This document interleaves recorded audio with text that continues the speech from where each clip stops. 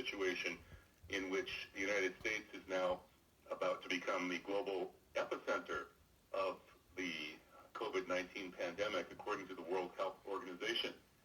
I think it does, because there is considerable circumstantial evidence that this COVID-19 pandemic was a biological weapon that was deployed against China and Iran and has bounced back against its creators. The experts in biological warfare all say that traditionally strategists have been skeptical about biological warfare precisely because it has that tendency to bounce back and to create blowback.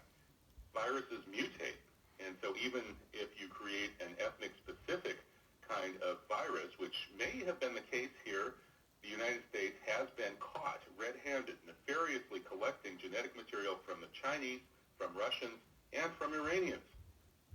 But the problem is that genetic-specific weapons they mutate. The virus is constantly seeking to find a better way to infect a broader group of people. So it will typically go after people that may not have been the original targets. And that may be what happened here. The Chinese government is saying this. The Chinese government has all but officially accused the United States of deploying this as a biological weapon.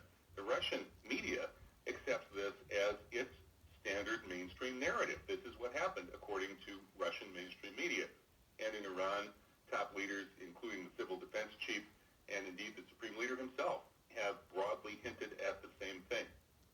We don't know the details for sure. We're not even sure that this hypothesis is correct, but we need to find out. And at this point, we just don't have enough information about the coronavirus and about the biological weapons programs. We know that the U.S. has a terrible track record of using biological weapons against populations.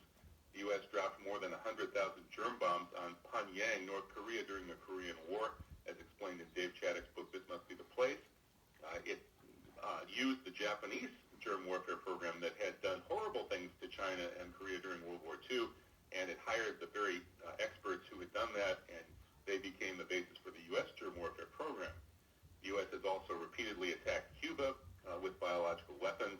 It actually had a plan to incapacitate the entire Cuban population and kill at least 20% of the Cuban population as a prelude to a U.S. invasion, with the U.S., of course, protected by vaccines and masks as they went into Cuba.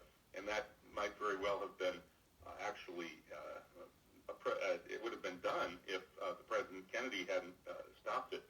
So we have a bad historical precedent. We have all kinds of circumstantial evidence about the possibility of this being biological warfare that blew back, got out of hand, and is now affecting the very country that most likely was behind it. But we need to find out if that's true. We need